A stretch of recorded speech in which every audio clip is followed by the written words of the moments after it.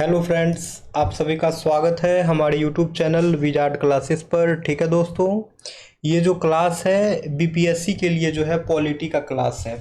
चाहे वो 70वीं बीपीएससी हो स्टेट पीसीएस वाला या फिर बीपीएससी टीचर हो, दोनों के लिए जो है ये सेशन काफ़ी इम्पोर्टेंट है। ठीक है फ्रेंड्स, तो चलिए आज का जो है फर्स्ट क्वेश्चन है वो है राज्यसभा का कार्यकाल जो है वो कितने वर्षों का होता है। ठीक है दोस्तों, पहला क्वेश्चन जो है हम लोग का उसमें पूछ रहा है राज्यसभा का कार्यकाल जो है कितने वर्षों का होता है। ठीक है, तो राज्यसभा का जो कार्यकाल है ना दोस्तों, वो समाप्त होने का विषय ही नहीं है। राज्यसभा के जो सदस्य होते हैं उनका कार्यकाल होता है, लेकिन राज्यसभा का कोई कार्यकाल नहीं है। राज्यसभा जो है समाप्त होने का ही विषय नहीं है। ठीक है, राज्यसभा जो है समाप्त होने का विषय ही नहीं है। ठीक है, अब है किस सदन का अध्यक्ष जो है उस सदन का सदस्य नहीं होता है। ठीक है, किस सदन का अध्यक्ष जो है उस सदन का सदस्य नहीं होता है। पहला है लोकसभा, दूसरा है राज्यसभा, तीसरा है विधानसभा, चौथा है विधान परिषद। तो दोस्तों राज्यसभा के जो अध्यक्ष होते हैं ना सदन के, वो जो हैं उस सदन के सदस्य नहीं होते हैं। यानी कि राज्यसभा के जो हैं अध्यक्ष जो होते हैं वो जो है उस सदन का सदस्य नहीं होते हैं। राज्यसभा के जो अध्यक्ष होंगे वो जो है उस सदन के जो है यानी कि वो जो है राज्यसभा के सदस्य नहीं होते हैं। अब है राज्यसभा के पदेन अध्यक्ष कौन होते हैं। अब है राज्यसभा के जो है पदेन अध्यक्ष कौन होते हैं। ऑप्शन ए है राष्ट्रपति, ऑप्शन बी है उपराष्ट्रपति, ऑप्शन सी है प्रधानमंत्री, ऑप्शन डी है इनमें से कोई नहीं। तो दोस्तों राज्यसभा के जो पदेन अध्यक्ष होते हैं ना वो होंगे उपराष्ट्रपति। राज्यसभा के जो पदेन अध्यक्ष होते हैं वो होते हैं उपराष्ट्रपति। ठीक है दोस्तों, अब है सामान्यतः एक वर्ष में लोकसभा के कितने सत्र आयोजित किए जाते हैं। सामान्यतः जो है एक वर्ष में लोकसभा के कितने सत्र जो हैं आयोजित किए जाते हैं। ऑप्शन एक है 2, ऑप्शन बी है 5, ऑप्शन सी है 7, ऑप्शन डी है 3। तो दोस्तों समानता जो है एक वर्ष में लोकसभा के जो हैं 3 सत्र आयोजित किए जाते हैं। सामान्यतः एक वर्ष में जो है लोकसभा के 3 सत्र आयोजित किए जाते हैं। सामान्यतः एक वर्ष में जो है लोकसभा में 3 सत्र आयोजित किए जाते हैं। अब है एक धन विधेयक कहाँ प्रस्तुत किया जाता है। एक धन विधेयक कहाँ प्रस्तुत किया जाता है। ठीक है, ऑप्शन ए है राज्यसभा, ऑप्शन बी है लोकसभा, ऑप्शन सी है राज्यसभा और लोकसभा दोनों में, ऑप्शन डी है इनमें से कोई नहीं। तो दोस्तों एक धन विधेयक जो है वो प्रस्तुत किया जाता है सिर्फ और सिर्फ लोकसभा में। एक धन विधेयक जो है वो प्रस्तुत किया जाता है सिर्फ और सिर्फ लोकसभा में। अब क्वेश्चन है लेखानुदान का अर्थ क्या होता है। अब क्वेश्चन है लेखानुदान का जो है अर्थ क्या होता है। ठीक है, तो ऑप्शन ए देखिए। ठीक है दोस्तों, ऑप्शन ए देखिए, ऑप्शन ए है सीएजी की रिपोर्ट पर मतदान करना, ऑप्शन बी अप्रत्याशित व्यय को पूरा करना, ऑप्शन सी है बजट पारित होने तक लंबित धनराशि का विनियोग, ऑप्शन डी है बजट। तो दोस्तों लेखानुदान जो है उसका अर्थ होगा बजट पारित होने तक लंबित धनराशि का विनियोग होना।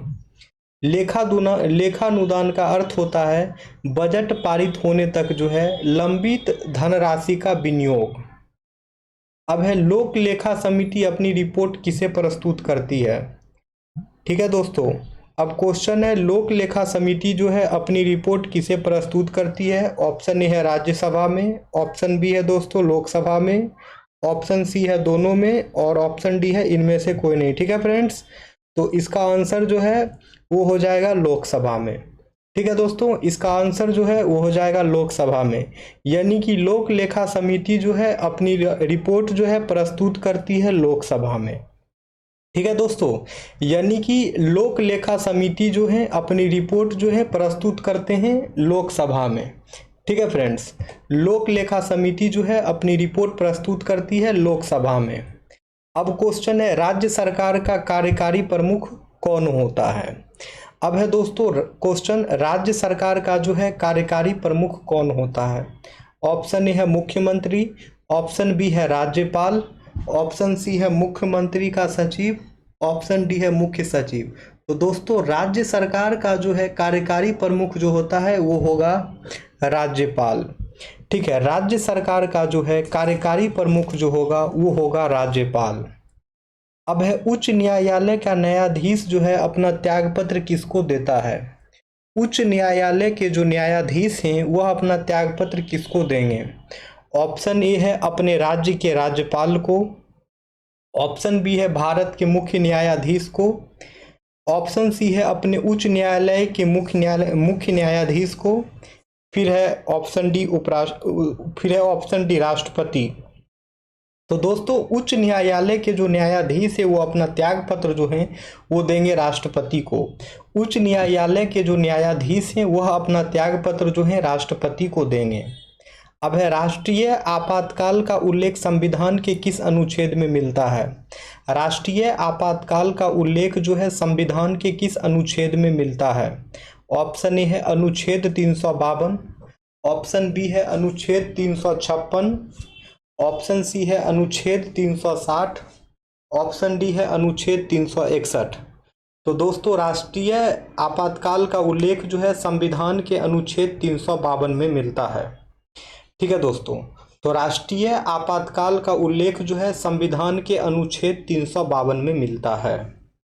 अब है किस वर्ष मतदान की आयु जो है 21 वर्ष से घटाकर 18 वर्ष कर दी गई थी।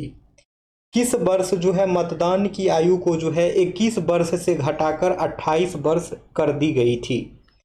ऑप्शन है 1980 ईस्वी में, ऑप्शन बी है 1989 ईस्वी में, ऑप्शन सी है 1998 ईस्वी में, ऑप्शन डी है 1991 ईस्वी में। तो दोस्तों मतदान की आयु जो है ना वो 21 वर्ष से घटाकर जो है वो कर दी गई थी दोस्तों 1989 में 61वां संविधान संशोधन के द्वारा। मतदान की आयु जो है 21 वर्ष से घटाकर 21 वर्ष से घटाकर 18 वर्ष कर दी गई थी 1989 में 61वां संविधान संशोधन के द्वारा। ठीक है, तो देखिए यहाँ संविधान संशोधन भी पूछ ही दिया है कि बताइए इसका संविधान संशोधन क्या है। तो देख लीजिए क्वेश्चन पूछ रहा है कि संविधान के किस संशोधन में जो है मतदान की आयु 21 से घटाकर 18 वर्ष कर दी गई थी। संविधान के किस संशोधन में जो है मतदान की आयु जो है 21 वर्ष से घटाकर 18 वर्ष कर दी गई थी। ऑप्शन हो जाएगा, अच्छा इसका आंसर देख लीजिए, तो अभी तो डिस्कस किए भी थे, तो इसका आंसर हो जाएगा 61वां संविधान संशोधन। यानी कि 61वां संविधान संशोधन के द्वारा जो है मतदान की आयु जो है 21 वर्ष से घटा करके 18 वर्ष कर दी गई थी वर्ष 1989 में। ठीक है, अब है भारत में 8वीं अनुसूची में कितनी प्रमुख भाषाएं शामिल हैं। भारत में जो है 8वीं अनुसूची में कितनी प्रमुख भाषाएं शामिल हैं। ऑप्शन ए है 12, ऑप्शन बी है 23, ऑप्शन सी है 22, ऑप्शन डी है 11। तो दोस्तों भारत में जो है 8वीं अनुसूची में जो है जो प्रमुख भाषाएं हैं वो हैं 22 भाषा। ठीक है दोस्तों, भारत में जो है 8वीं अनुसूची में जो है जो प्रमुख भाषाएं हैं दोस्तों वो है 22 भाषा। ठीक है, अब है CDP एवं NES के पुनर्गठन गठन के लिए 1957 में NDC द्वारा स्थापित समिति का नाम बताएं जिसने ग्रामीण स्थानीय सरकार की त्रिस्तरीय प्रणाली का सुझाव दिया था। ठीक है, CDP एवं NES के पुनर्गठन के लिए जो है 1957 में NDC द्वारा स्थापित समिति का नाम बताएं जिसने ग्रामीण स्थानीय सरकार की त्रिस्तरीय प्रणाली का सुझाव दिया था। ऑप्शन ए है बलवंत राय मेहता समिति, ऑप्शन बी है अशोक मेहता समिति, ऑप्शन सी है प्रजातांत्रिक विकेंद्रीकरण पर महाराष्ट्र समिति, फिर है ऑप्शन डी ग्राम नगर संबंध समिति। तो दोस्तों इसका आंसर जो है वो हो जाएगा बलवंत राय मेहता समिति। इसका आंसर जो है वो हो जाएगा बलवंत राय मेहता समिति।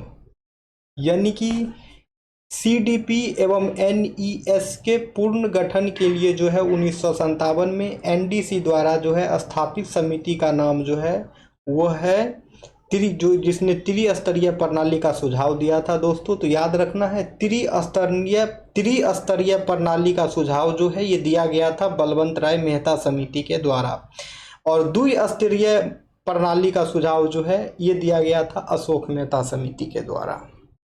अब है निम्नलिखित विशेषताओं में से केंद्रीय शासन व्यवस्था के लिए कौन सही नहीं है। निम्नलिखित विशेषताओं में से जो है केंद्रीय शासन व्यवस्था के लिए जो है कौन सा सही नहीं है। ऑप्शन ए है त्वरित निर्णय, ऑप्शन बी है लचीलापन, ऑप्शन है बड़े देशों के लिए आदर्श, ऑप्शन डी है कानून की एकरूपता। तो सही आंसर जो है वो हो जाएगा बड़े देशों के लिए आदर्श। ठीक है दोस्तों, बड़े देशों के लिए आदर्श जो है ये इसका आंसर हो जाएगा। अब है विकेंद्रीकरण प्रणाली की सिफारिश किसके द्वारा की गई थी। विकेंद्रीकरण प्रणाली की सिफारिश जो है किसके द्वारा की गई थी। ऑप्शन ए है जेबी राजगोपालाचारी, ठीक है, फिर है कृपलानी के द्वारा, फिर है बलवंत राय मेहता के द्वारा, फिर है अशोक मेहता के द्वारा। तो विकेंद्रीकरण प्रणाली की सिफारिश जो है ये किया गया था बलवंत राय मेहता के द्वारा। विकेंद्रीकरण प्रणाली की सिफारिश जो है ये किया गया था बलवंत राय मेहता के द्वारा। अब है अशोक मेहता समिति ने निम्नलिखित में से किसकी सिफारिश की थी। पंचायती राज में जो है अशोक मेहता समिति ने निम्नलिखित में से जो है किसकी सिफारिश की थी। ऑप्शन ए है पंचायती राज की त्रिस्तरीय सरकार, ऑप्शन बी है पंचायती राज की द्विस्तरीय सरकार, ऑप्शन सी है पंचायती राज की एकल स्तरीय सरकार, ऑप्शन डी है पंचायती राज की बहुस्तरीय सरकार। तो दोस्तों अशोक मेहता समिति जो है वो सिफारिश की थी द्विस्तरीय सरकार की। ठीक है दोस्तों, अशोक मेहता समिति जो है वो पंचायती राज की द्विस्तरीय सरकार की सिफारिश की थी। अशोक मेहता समिति जो है पंचायती राज की द्विस्तरीय सरकार की सिफारिश की थी। और दोस्तों साथ में ये भी याद रखना है कि पंचायती राज में त्रिस्तरीय सरकार की सिफारिश जो है ये बलवंत राय मेहता के समिति के द्वारा किया गया था। ठीक है, यही बात लिखा हुआ है कि अशोक मेहता समिति के बारे में कि इसने सिफारिश की पंचायती राज की त्रिस्तरीय प्रणाली को जो है दो स्तरीय प्रणाली द्वारा प्रतिस्थापित किया जाना चाहिए। तो सिंपल से याद रखना है कि द्विस्तरीय सरकार जो है पंचायती राज की, इसका सिफारिश जो है अशोक मेहता समिति के द्वारा किया गया था। अब है ब्लॉक स्तर पर जो है पंचायत समिति है। ठीक है दोस्तों, ब्लॉक स्तर पर जो पंचायत समिति है वह क्या है। परामर्शदात्री निकाय है, प्रशासनिक प्राधिकरण है, परामर्शीय समिति है, पर्यवेक्षकीय प्राधिकरण है। तो ब्लॉक स्तर पर जो पंचायत समिति है वो है दोस्तों प्रशासनिक प्राधिकरण। ठीक है दोस्तों, ब्लॉक स्तर पर जो पंचायत समिति है दोस्तों वह है प्रशासनिक प्राधिकरण। अब है एमनेस्टी इंटरनेशनल एक संगठन है जो किसके साथ जुड़ा हुआ है। एमनेस्टी इंटरनेशनल जो है एक संगठन है जो किसके साथ जुड़ा हुआ है। ऑप्शन ए है महिलाओं के अधिकारों की रक्षा के लिए, ऑप्शन बी है मानव अधिकारों की संरक्षण के लिए, ऑप्शन सी है अस्पृश्यता का उन्मूलन के लिए, ऑप्शन डी है इनमें से कोई नहीं। तो दोस्तों एमनेस्टी इंटरनेशनल जो है एक संगठन है जो जुड़ा हुआ है मानव अधिकारों के संरक्षण के लिए। ठीक है दोस्तों, एमनेस्टी इंटरनेशनल जो है एक संगठन है जो जुड़ा हुआ है मानव अधिकारों के संरक्षण के लिए। ठीक है, एमनेस्टी इंटरनेशनल जो है दोस्तों एक संगठन है जो जुड़ा हुआ है मानव अधिकारों के संरक्षण के लिए। अब है किस देश की सरकारी रिपोर्ट को जो है येलो बुक कहा जाता है। किस देश की सरकारी रिपोर्ट को जो है येलो बुक कहा जाता है। ऑप्शन ए है फ्रांस, ऑप्शन बी है ब्रिटेन, ऑप्शन सी है इटली, ऑप्शन डी है जर्मनी। तो दोस्तों जर्मनी की जो रिपोर्ट है, जर्मनी की जो सरकार की रिपोर्ट है, सॉरी जर्मनी बोलते हैं, इसका आंसर फ्रांस हो जाएगा। ठीक है, फ्रांस की जो सरकारी रिपोर्ट है उसे येलो बुक कहा जाता है।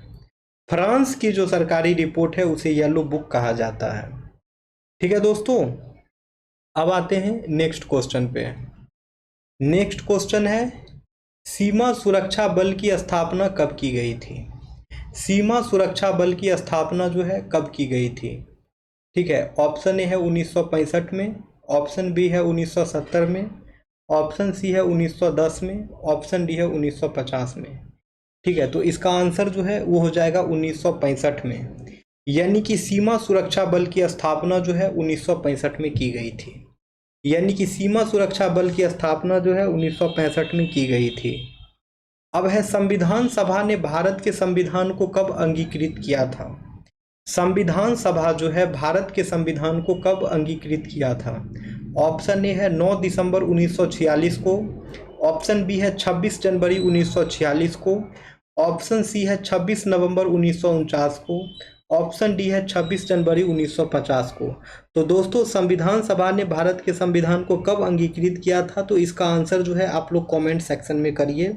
कल जो हम लोग सेशन लेकर के आएंगे पॉलिटी का, सबसे पहले इसी क्वेश्चन को डिस्कस करेंगे, उसके बाद नेक्स्ट क्वेश्चन पे जाएंगे। ठीक है दोस्तों, तो चलिए सेशन को एंड करते हैं, फिर मिलेंगे नेक्स्ट वीडियो में। जो भी लोग नए हैं चैनल पे, चैनल को सब्सक्राइब कर लें ताकि आने वाले वीडियो का नोटिफिकेशन जो है आप सभी को मिलता रहे। Okay friends, thank you everyone.